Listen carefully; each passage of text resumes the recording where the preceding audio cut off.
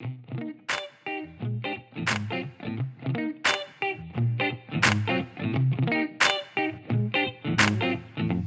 sommes engagés publics. Bienvenue aux Engagés publics. Aujourd'hui, aux Engagés publics, une entrevue spéciale le lendemain de la soirée d'élection. Comment on dit ça? C'est la soirée des résultats, la soirée, comment on a dit ça, Paul? Oui, la soirée, les deux comptent, là. Résultats électoraux ou soirée d'élection. Soirée d'élection pour le nouveau chef du Parti québécois. On reçoit, vous l'avez compris, Paul Saint-Pierre Plamondon, avocat, entrepreneur, chroniqueur, auteur, puis maintenant chef du Parti québécois. Félicitations, Paul. Merci beaucoup. Paul, quelles sont tes premières impressions? C'est de l'euphorie, je te dirais. C'est très euphorisant.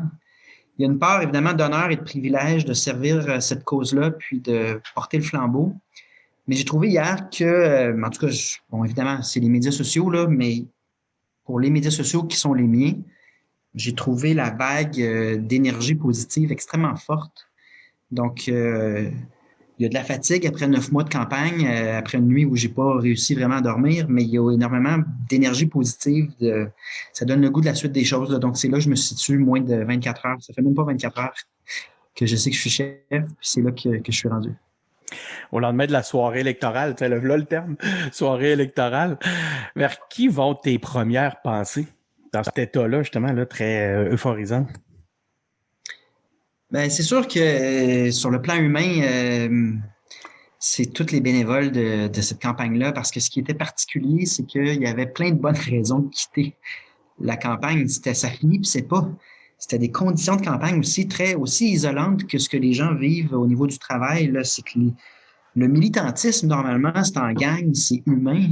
Donc, les gens qui n'ont pas lâché, puis qui travaillaient dans des conditions, j'en ai parlé hier, là, vraiment pas faciles. C'est sûr que mes pensées vont vers eux le lendemain parce que je me dis, ces gens-là, ils ont donné tout ça. 1200 donateurs aussi, là, c'est énorme, 1200 donateurs. Si on regarde les chiffres C'est toi qui en as eu le plus, hein, je pense. Il y a plus de donateurs puis il y a plus d'argent ramassé que n'importe quel candidat lors de la course 2016.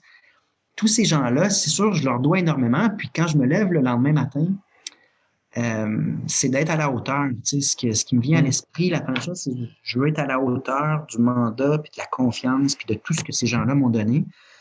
Puis, c'est une époque qui s'annonce, quand je parle d'esprit d'aventure, c'est que le parti est dans une période, et j'ai parlé de rebâtir le camp du oui 1000 fois pendant la campagne, mais il est à relancer, à rebâtir le parti, mais ça nous place dans un état d'esprit où est-ce qu'on n'a rien à perdre, tout à gagner. Donc, il y a une légèreté, il y a un fun là-dedans qui n'est pas possible quand tu es dans de la politique plus classique. Il y a aussi un retour aux sources pour le parti, puis ça, c'est grâce aux militants, parce que ça a commencé à Trois-Rivières.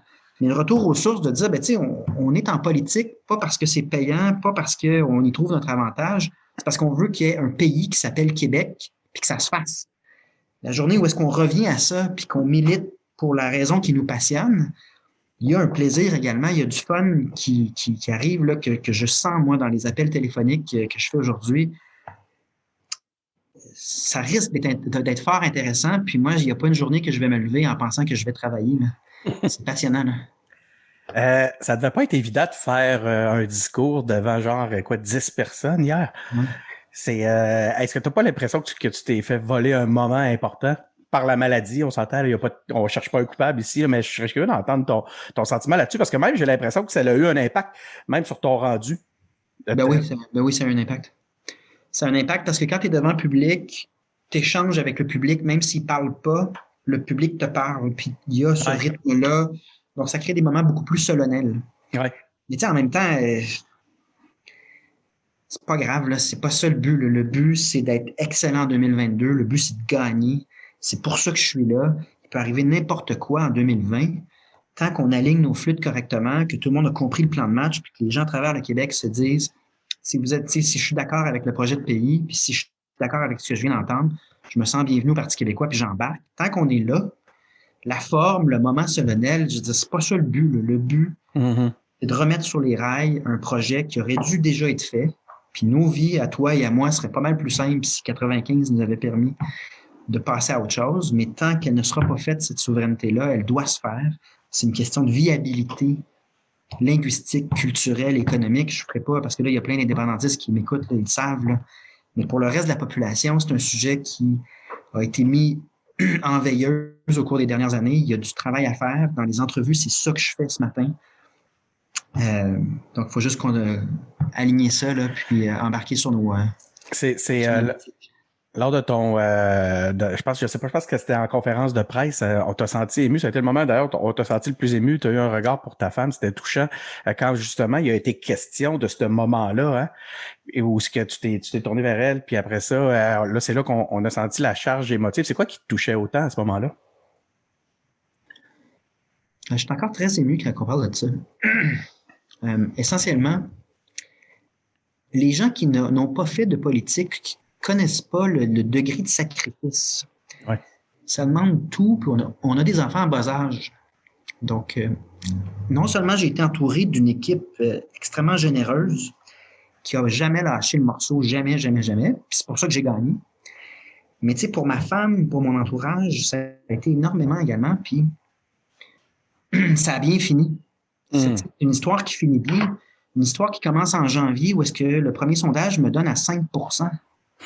Puis je me souviens, on était au motel Gaspé, ma femme enceinte jusqu'au cou. Puis on checkait, quand on allait d'un endroit à l'autre, on regardait s'il y avait un hôpital au coq à la couche.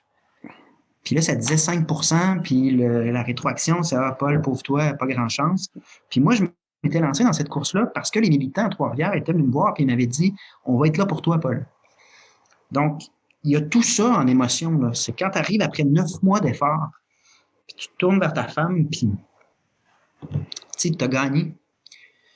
Donc, je suis encore émotif quand je parle de ça, puis je pense que c'est normal. Puis, le PQ, la service de l'indépendance, il y a de l'émotion là-dedans parce que tu n'es pas là pour ton gain. Il n'y a aucune façon d'être au Parti québécois pour ton gain personnel. Tu es là pour que justice se fasse, pour qu'il y ait quelque chose qui dure depuis des générations, qui aboutisse correctement. Donc, si à court terme, dans une petite histoire, il y a un narratif où est-ce que ça part pas facile, mais que ça finit bien, mais tu as le goût de la suite, puis tu aimerais ça qu'il se passe ça à l'échelle du Québec, c'est émotif. C'est émotif. C'est de manière indéniable. C'est quoi ton message pour les membres du parti ce matin? Là, on va recommencer à y croire. C'est vraiment ça. Là. Moi, ma lecture du peuple québécois, puis de là où on se situe en 2020, c'est une période qui est trouble. J'en ai parlé un peu hier, mais perte de confiance en nos institutions, dans nos gouvernements, polarisation du discours, haine sur les médias sociaux. Et parallèlement à ça, quand on parle d'indépendance aux gens, je pense que tout le monde, intellectuellement puis émotivement, sait qu'on serait bien mieux comme pays. Ça aurait dû se faire, mais plusieurs en viennent à la conclusion que là, c'est foutu, c'est fini. Et ça, c'est un état d'esprit parce que factuellement, nous sommes toujours une nation aux commandes d'un gouvernement à l'Assemblée nationale. Et si on décide de devenir un pays, nous deviendrons un pays. Ça, c'est les faits. C'est une question démocratique. Mais pour les gens sur le plan émotif, il y en a plusieurs qui le savent qu'on devrait être un pays, qu'on doit faire ça, mais qui se disent ça marchera pas, c'est foutu. Ce défaitisme-là, ce que j'ai à dire aux membres, c'est on en sort. On recommence à y croire, c'est le temps de commencer, de recommencer à y croire, c'est le temps de recommencer à rêver, à s'unir, à se parler, mais je serai un chef définitivement orienté vers l'atteinte de l'objectif. Quitte à prendre des risques, sans détour, à être direct. On existe pour ça, c'est ça qu'on veut faire, puis on a raison, on est légitime. C'est ça que j'ai à dire aux membres, on est rendu là dans notre histoire. Puis ce que j'ai dit en campagne, je vais le faire, je vais l'incarner, il n'y a aucun doute. Je trouve ça fascinant parce que, tu sais, il y a ta jeunesse qui est souvent mise de l'avant, puis on dirait que là, je fais un pont, moi, avec l'histoire. En 95, je sais pas si tu as eu connaissance de ça. Justement, tu étais jeune, mais moi, j'ai vécu ça. J'avais 20 ans. À l'aube. T'en avais 18, bon, ben, tu vas avoir le même souvenir. Alors, à l'aube de la campagne, il y avait ce sentiment-là au sein des troupes souverainistes, indépendantistes qui étaient. Puis Mario Dumont, dans l'autobus de campagne, premier scrum qu'il fait, dit aux journalistes, il dit « C'est quoi cette mentalité de loser-là? » Puis ça avait été un twist. Le lendemain, les gens s'étaient regardés à pleine face, les indépendantistes s'étaient regardés dans la face. Je me disais, c'est vrai, qu'est-ce qu'on fait là? Puis ils reprenaient, ça avait été comme le call pour le retour à la confiance. Je trouve ça intéressant ce que tu as parlé. J'en ai eu un petit frisson en t'écoutant, Paul. Je trouve le rappel. Moi, j'ai pas pu faire autrement que faire un lien. Ton message pour les Québécois maintenant? Là, on a parlé aux membres. Pour les Québécois? Ben, c'est le même message. C'est que il y a une idée à réhabiliter dans l'espace public parce qu'elle est légitime. Donc, il faut avoir le dialogue avec les Québécois. Il y a un gouvernement de trop, on est sur le déclin sur tous les indicateurs, puis il y a un seul choix qu'on aurait dû faire il y a longtemps. On a pensé être maître chez nous, on a pensé qu'on était en sécurité au niveau linguistique grâce à la loi 101, mais en fait, rien de ça n'est vrai tant qu'on sera minoritaire dans un pays qui n'est pas le nôtre, puis qui ne décide pas en fonction de nos intérêts, puis dans le cadre duquel on ne pèse plus. On n'a pas le poids démographique pour influencer le Canada. C'est une autre société complètement. Ils ont fait des choix de modèles de société, ils ont une mentalité éloignée de la nôtre. Puis c'est pas que j'aime pas le Canada ou que je condamne ce modèle-là, je dis juste c'est pas nous, c'est pas nos intérêts. Il faut être capable d'avoir ce dialogue-là avec l'ensemble de la population. Parce que dans les prochaines années, ça va être ça l'ajout. L'ajout, ce sera est-ce qu'on peut placer l'indépendance comme locomotive de nos intentions de vote, alors qu'historiquement, à la belle époque du bipartisme, ben, tu revenais au pouvoir, puis là, dans ton chemin vers le pouvoir, tu te demandais qu'est-ce qu'on va faire avec l'indépendance, tu sais, qu'est-ce qu'on fait avec le référendum. Et là, on n'est pas là du tout. Puis c'est pour ça que je dis aux militants, comme aux gens dans la population, si vous êtes d'accord avec ce que je suis en train de vous dire, impliquez-vous, ça va être le fun. Parce qu'il n'y a pas de tactique, là. C'est ce que c'est. Les faits sont les faits. On n'a plus les moyens des tactiques, là. Non, on vous propose un projet de société, on est transparent, on est clair, c'est ça. Embarquez avec nous, ça va être bien plus le fun que ce que nous réserve le Canada. Puis là, ben, ça peut venir de la population, ça peut venir de membres, ça peut venir aussi souvent de gens qui y ont cru, qui ont participé, puis qui ont pris des distances, puis finalement rembarquent. Puis c'est un peu le chemin que j'ai parcouru d'ailleurs. Puis c'est le chemin que des millions de Québécois vont parcourir dans l'atteinte de notre objectif. Là, t'es un chef, comment on dit ça, extra-parlementaire? T'es pas vu que t'as pas de comté? C'est ça qu'on dit. Est-ce que tu l'appréhendes? Comment tu vois ton intégration avec l'aile parlementaire? À date, les députés sont très corrects. Là, donc, je parle aux députés. Là, en chaque entrevue, je fais des appels. Puis j'avais fait mes appels aux députés déjà. On a une bonne équipe à l'Assemblée nationale, je l'ai dit, mais il faut le répéter dans le sens qu'en termes de qualité du travail, tout le monde reconnaît la qualité de ce qui se fait par le PQ. Puis là, ben, qu'est-ce qu'on fait si on rajoute un élément de plus, qui est un chef, puis qui va être à Québec? C'est pas parce que je suis extra-parlementaire que je me tiendrai pas à Québec là où est l'action. C'est juste qu'en plus, je peux profiter, j'ai cette flexibilité-là, puis on va voir comment la crise sanitaire évolue, mais j'ai de la flexibilité pour être sur le terrain, pour se concentrer sur recrutement de bénévoles, recrutement de candidats, financement. Il y a des choses à faire en ce moment au Parti québécois, puis ça va aider d'avoir un chef qui est focalisé là-dessus en sachant qu'il y a une équipe vraiment solide, chevronnée, qui est déjà à l'œuvre.